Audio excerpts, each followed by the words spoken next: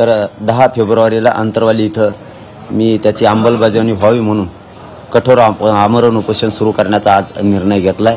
सगळ्यांना विचारून तो निर्णय घेतलाय। पुन्हा सरकारने म्हणायचं नाही की हे काय झालं, कारण आम्ही सरकारला वेळोवेळी सांगितलेलं की सगळ्या सोयऱ्यांचा कायदा यासाठी गरजेचा आहे की मराठवाड्यासह महाराष्ट्रात नोंदी सापडत नाहीत आणि आपण जर या कायद्याची लवकर अंमलबजावणी केली नाही किंवा एखाद्याच्या कोणाच्या दडपणाखाली येऊन तुम्ही त्याची जबाबदारी जर पार पाडली नाही कायदा टिकवण्याची, तर आम्हाला पुन्हा अडचणीचे दिवस यायला नको। म्हणून एकतर नोंदी मिळत नाहीत, आपली समिती कामही करत नाही, समितीला मुदत वाढ दिलेली असूनही समिती काम करत नाहीये। आत्ताची ती परिस्थिती की समिती काम करत नाहीये।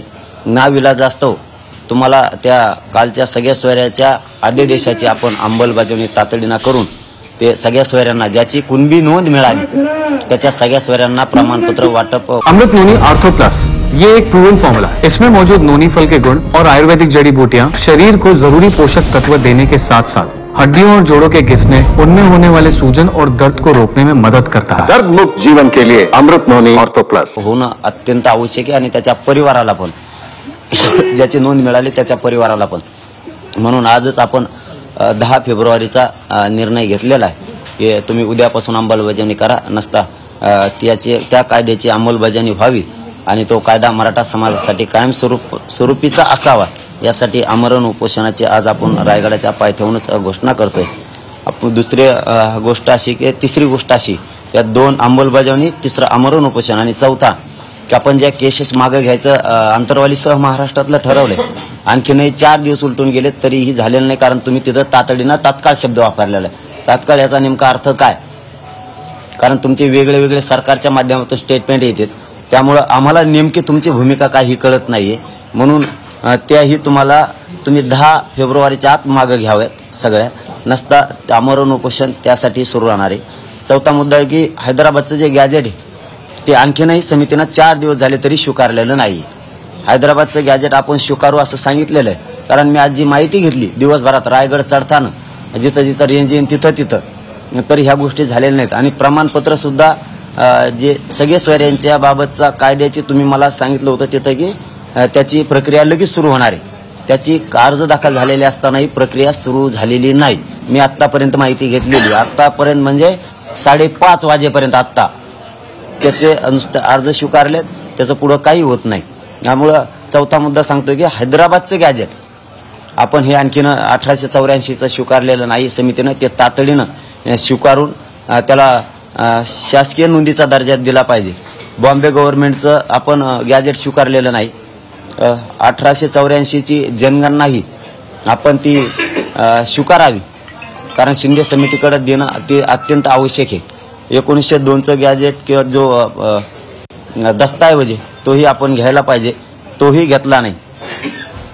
हे 4 मुद्दे महत्त्वाचे आहेत। ओबीसी आयोगाचा अहवाल जाणं गरजेचं आहे।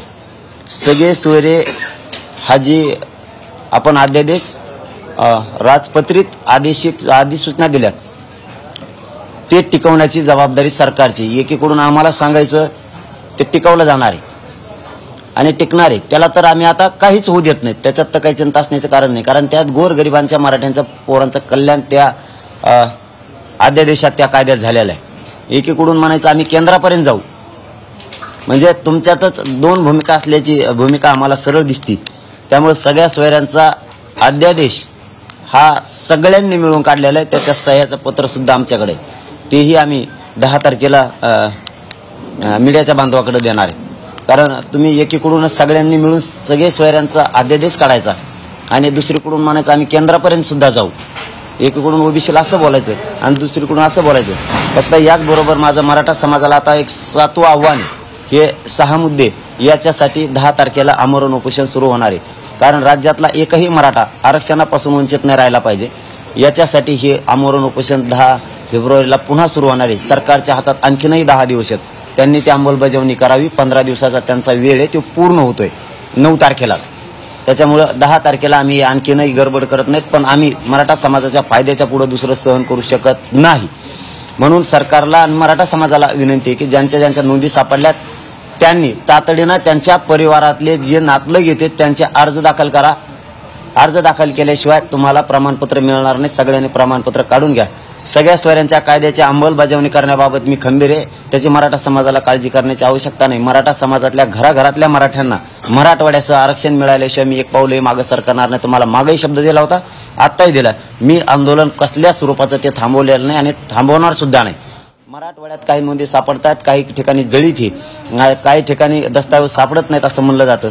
परंतु सापडो अथवा न सापडो, या सगळ्या सोयऱ्यामध्ये मराठ्यांचा एकही माणूस आरक्षणापासून वंचित राहणार नाही. इतका मोठा कायदा हा मराठ्यांच्या गोरगरिबांच्या लेकरासाठी, जे विरोध करतोय त्यांच्यासाठी नसणार आहे, परंतु गोरगरीब मराठ्यांसाठी हा कायदा खूप मोठा आहे. गोरगरीब मराठ्यांच्या पोरांचं कल्याण होणार आहे. कारण हा कायदा आणि मुंबईला गेलेला त्या दिवसाचा मोर्चा जो लढा होता तो सर्वसामान्य गरजवंत मराठ्यांचे लेकर मोठे व्हावेत म्हणून होता आणि आता त्यांच्यासाठी कायदा पारित झालेला आहे. त्याला धक्काही लागत नाही. आपणही या प्रेसच्या माध्यमातून महाराष्ट्रातल्या सगळ्या अभ्यासकांना मी हात जोडून विनंती करतो की तुमचे म्हणणे, सोयरे ही व्याख्या याची तुम्हाला तुमच्या पद्धतीनं काय 2 ओळीत द्यायची ते म्हणणं तुम्ही त्या 15 दिवसात मांडावं, जेणेकरून तो कायदा मजबूत होईल आणि आपल्या मराठ्यांच्या पोराचं कल्याण होईल.